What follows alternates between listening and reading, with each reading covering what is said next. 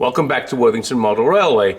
One of the things I've been putting off is electrifying the points that I put in place when I built the fiddle yard, probably 2 or 3 months ago now. It's just one of those jobs that's sort of a round to it job, and I just haven't got it done. So let's go look and see what we're going to do.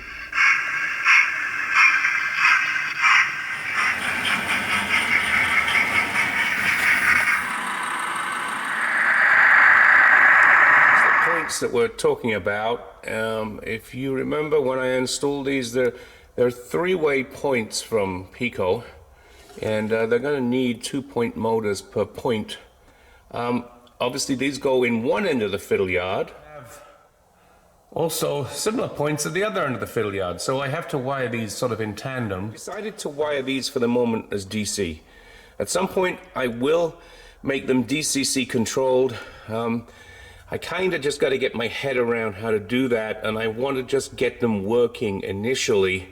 So once I have them working on DC, then I'll look at adding the DCC control boards in place. It's kind of a step-by-step thing, right? And to be honest, layout wiring is not my strong point, so some of this is going to be a little bit of trial and error.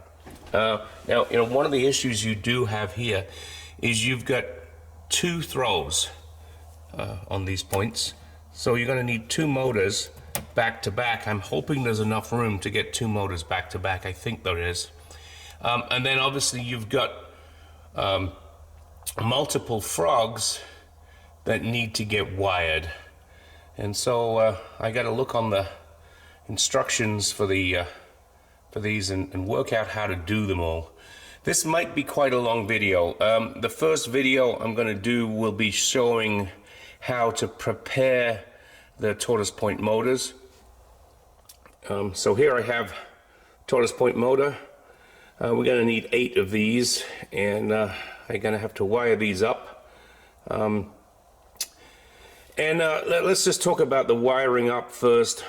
Let's wire some up, show what I'm going to do with the wiring. I will do a quick demo of how they actually work, and from there we'll then get some installed in the layout and try to work out how we're going to wire this whole thing up. Tortoise Point motors. The way they work is pretty simple.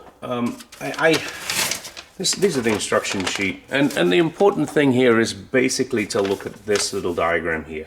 So you have power that goes to 1 and 8, and that will move the motor one way or the other depending upon the positive and negative. So you need to be able to flip that in terms of power.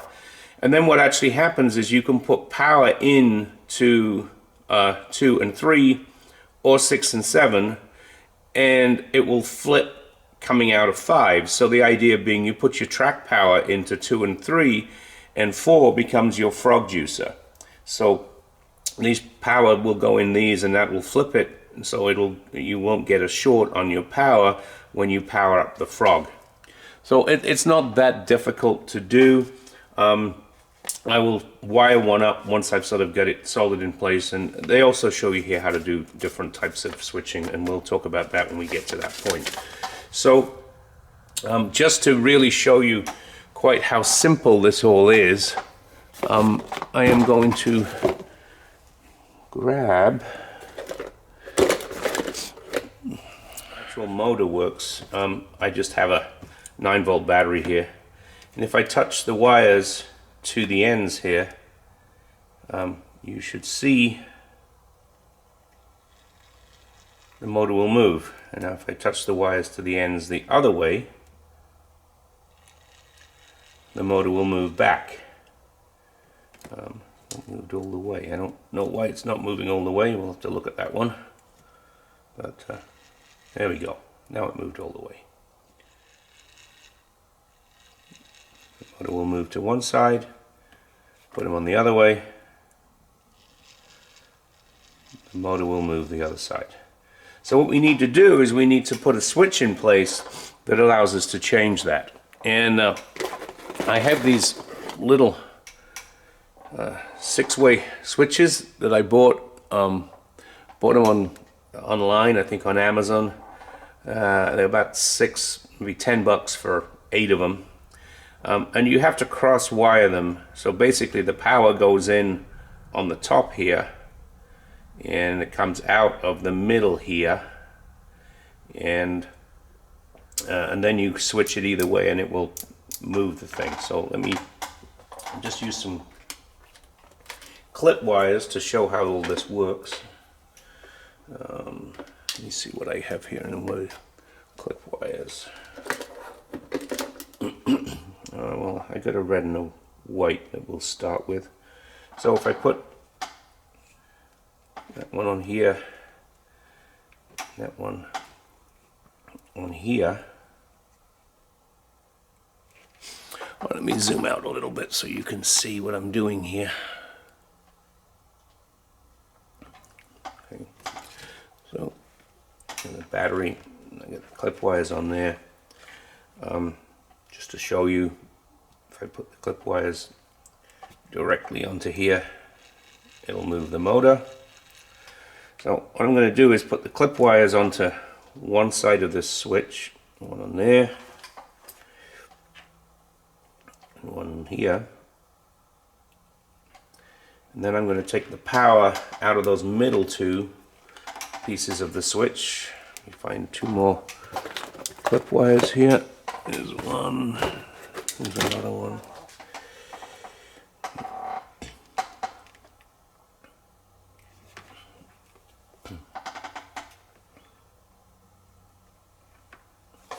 And I put these onto the relevant pieces here. And you'll see, if I move the switch, so it's a 3-way switch. It's a toggle up and a toggle down. Middle does nothing. Toggle down. If that was connected, which I don't seem to be. There we go. Moves the other way. Toggle up. And moves that way.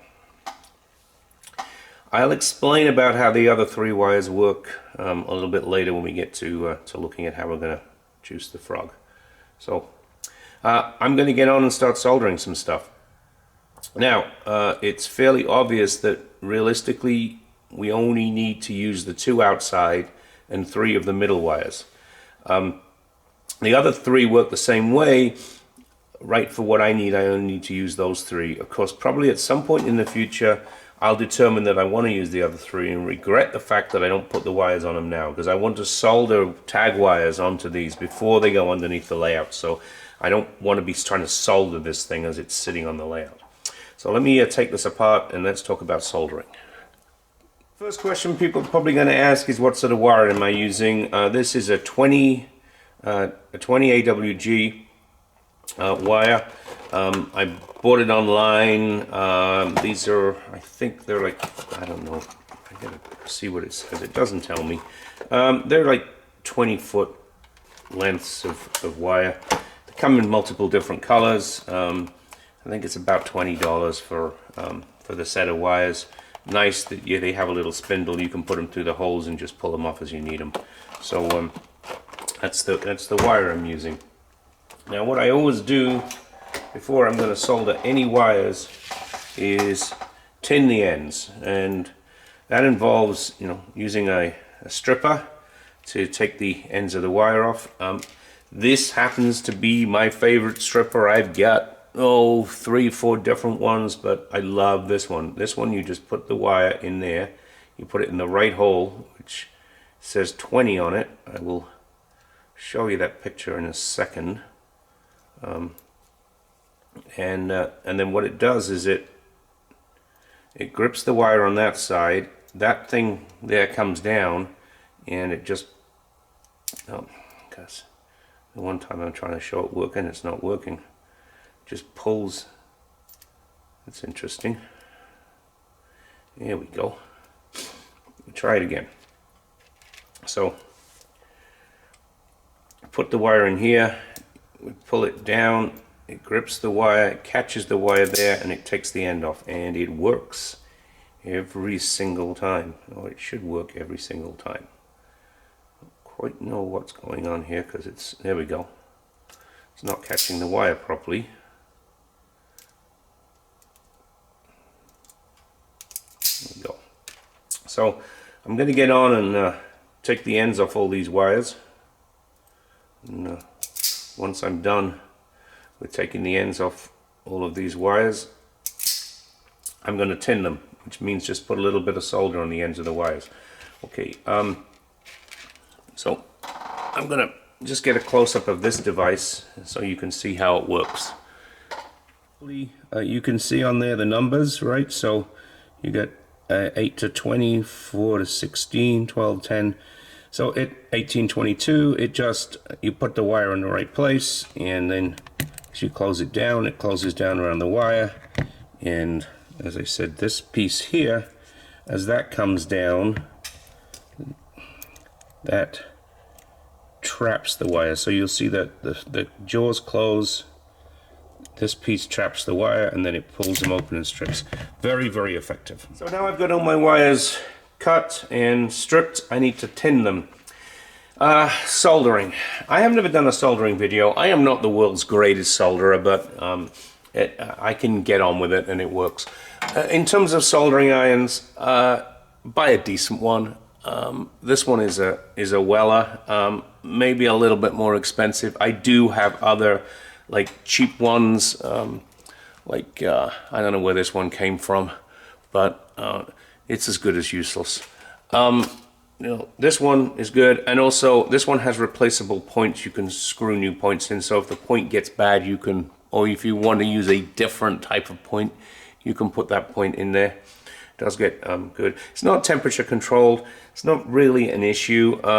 I have thought a few times about buying one of those soldering stations that are temperature controlled.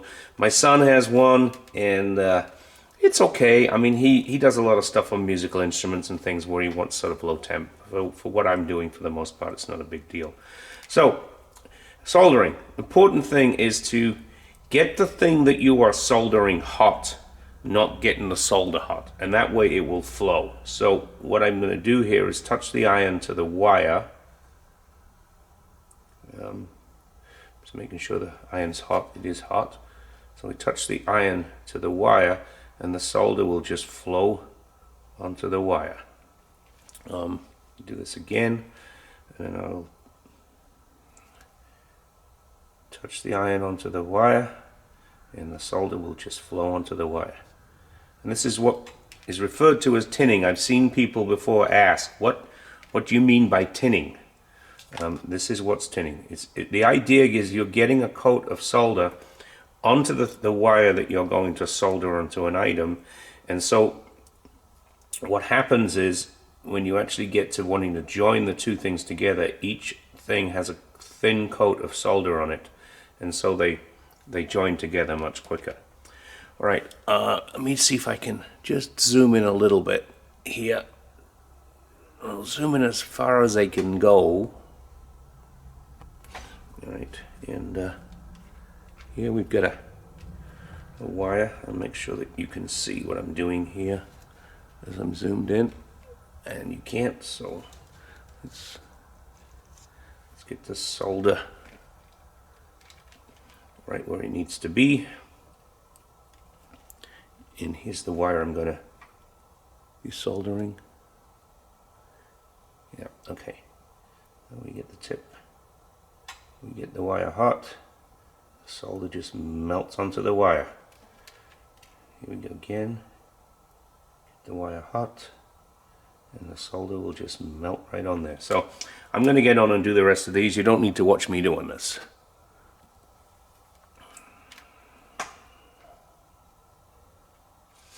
So I'm going to talk a little bit about soldering. Normally when I do these, I do it like this one, right? And I just solder onto the top of each one of these. I saw something online about pushing the wire, making the holes bigger, pushing the wire through and soldering it down that way, and supposedly it gives you a better hold on the joint. My only concern about this is that I normally tin these things, and I'm not sure after I tinned it whether that wire is still, or maybe what I need to do is tin it, well, I don't know. let me see. So tinning these is a very, very similar scenario. You're going to get the plate hot, and the solder should then flow onto the plate. Hopefully you can see what I'm doing here. Basically I'm going to get this plate hot and then flow the solder on, and the solder does that. Now I had to make sure that one didn't cover the hole if I'm going to try to push this wire through. So let me see if this is going to work. I'll push the wire through, push it down onto the solder like that. I'm wondering if I need to a slightly longer wire. I don't know. And then, well, it seems to have held. So as I said, it's important to have a wiring, you know, a standard wiring thing that you use. So, you know, this is what I've been using for quite a while on my motors. I got black and red, and then white, blue, and green. Green being the frog juicer. So, let's keep going with soldering this one.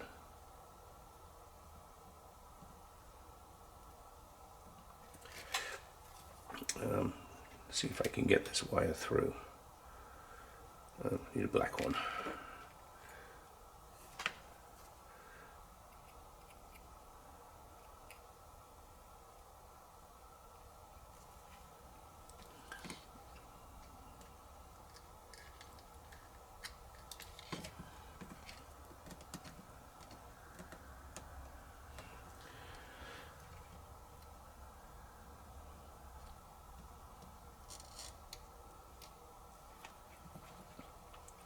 Yeah, this technique seems to work pretty well. So the next one I want is a white one.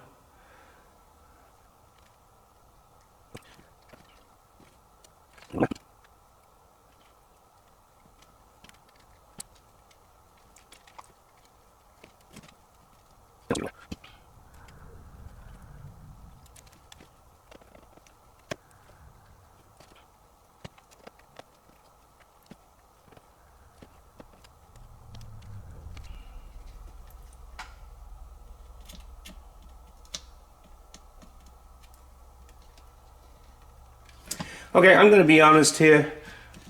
I don't know that this is any better technique than what I normally do. Let me do one of the others. You'll see how easy it is.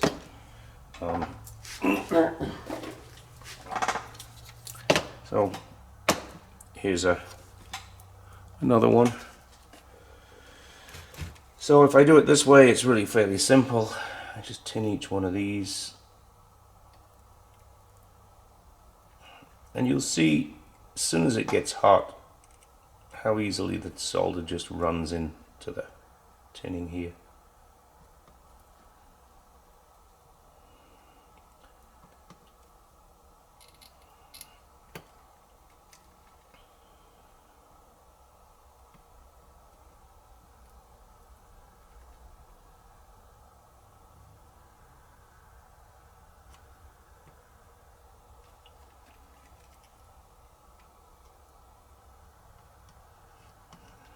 Here we go.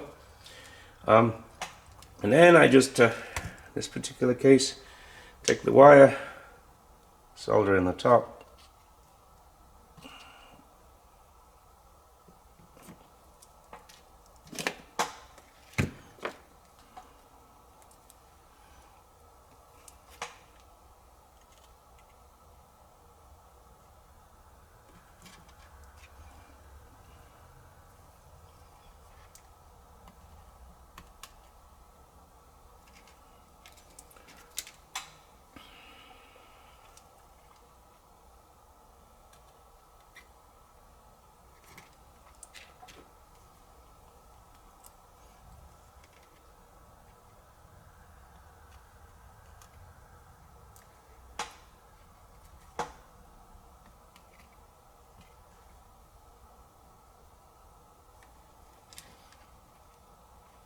So I'm going to let you choose how you do it. I think I'm going to keep doing it this way. It's just so much simpler. Okay, let's go to the next stage here. So let's talk about wiring up these switches. Again, it's fairly simple. we need power to the top two, we need power out of the middle two, and we need to cross over the top two to the bottom two. So first thing I do is I cut some pieces of wire to be able to join those together. So let's just get on, cut those wires and tin them and do what I just did with them, and then we'll come back to this.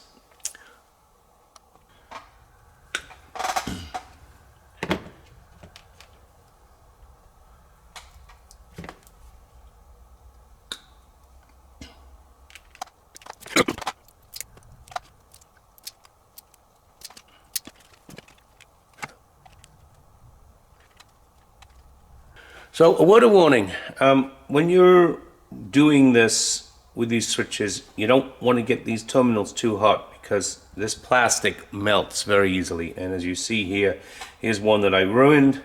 I get the plastic too hot, the terminal disappeared into the switch doesn't work anymore. I mean, luckily they're cheap and throwaway, but you know, just be aware of that when you're soldering, that you don't want to get anything too hot. Now to solder these, because they're fiddly and tiny, and I have a number of these helping hand type devices here. It also has a magnifier on it, which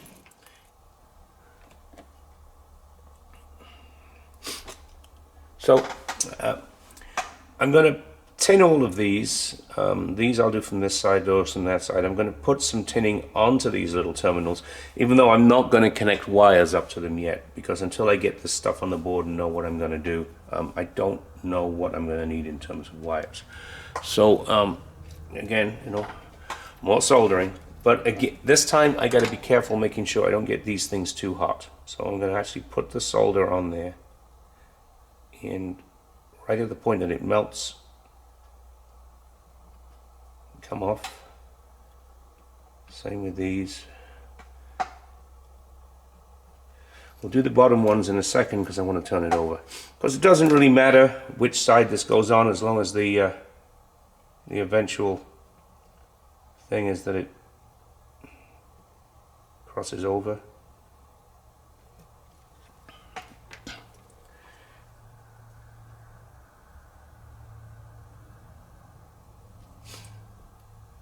Turn the thing over, tin the other two.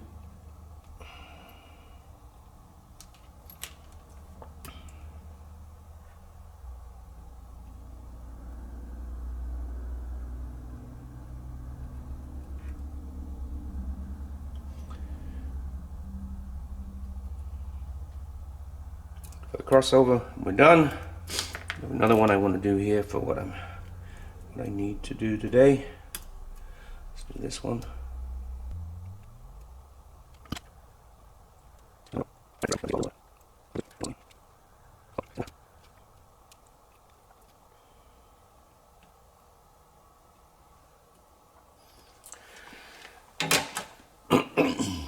So that's my lesson in soldering for the day.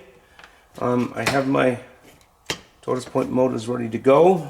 Need to get installed and wired up. We'll try to get these installed today, and then we'll start looking at some wiring. I have a feeling that there's going to be a part 2 to this video.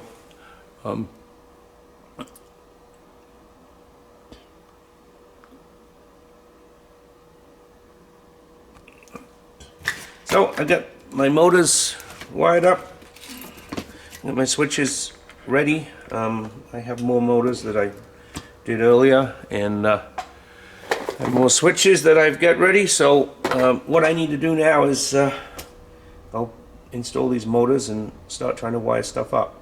Let me talk a little bit about how we put a motor together before I do that. Tortoise Point motors come with a few accessories. You can buy these motors individually or in boxes. I buy them in boxes of 6. Just can't get the bag open typically.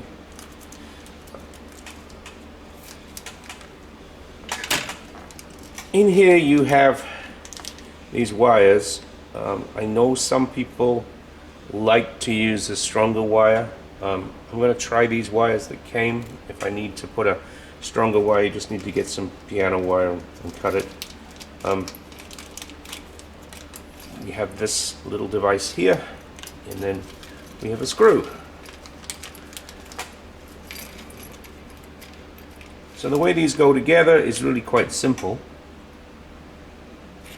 The wire goes through here. It goes through, you need to bend the wire. There is a little thing here that shows you how to bend the wire. So basically all you need is a pair of pliers, and you can bend the wire. Let me find some pliers. Oh, I have a pair of pliers. Start off by bending the wire at that point, and then we need to take the end and bend it at the end. And we end up with a wire that looks just like the one on the picture, if you can see that. So what we now do is take this end of the wire, put this end of the wire in there, and you take the screw and you screw it down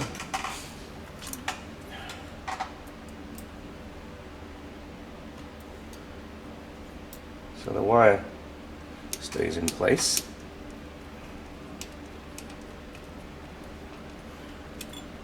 And then this thing goes over the wire and it sits in here, and depending on where it is, it'll change the throw of this end of the wire. So if we have it sitting here, so let me show you that by connecting back up the battery.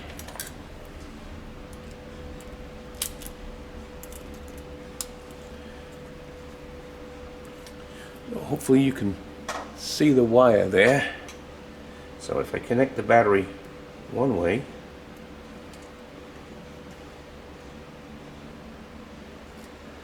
it'll throw and the wire will go a certain distance. If I move this thing down to say there, you will see that the throw angle has changed considerably.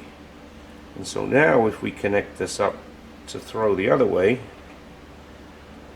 you've got way more throw.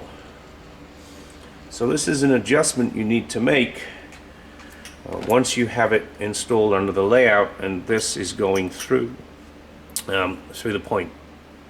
So we need to prep these by adding these wires to the rest of the motors. So that's the thing I'm going to do now. Here we are about an hour and a half later. I have all of these wired up, and I got all my switches wired up too.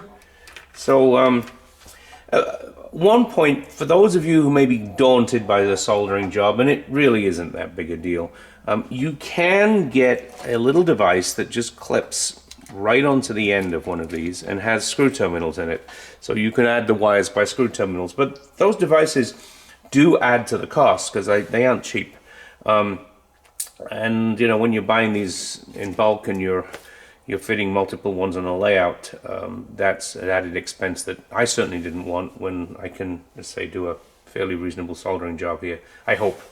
The one thing I will suggest and that I will do is I will test each one of these before I actually install them on the layout, just to make sure all the joints are good, because I mean it is possible to get a dry joint, and you know, so want to make sure they're all good. So there'll be a part 2 video installing them on the layout and wiring them up. That's it for this video. Hope you enjoyed it, got something out of it, and this is something that you might want to try. I want to thank you for watching. Hopefully you enjoyed this. It's a fairly long video, and as I say, there will be a part 2 because there is still a lot more to do before I can get these actually on the layout wired and working. Hopefully the detail was useful if you're going to think about installing these Tortoise Point motors. As always, please subscribe if you haven't. There's a subscribe button to the top right and another video to the top left. Thanks for watching.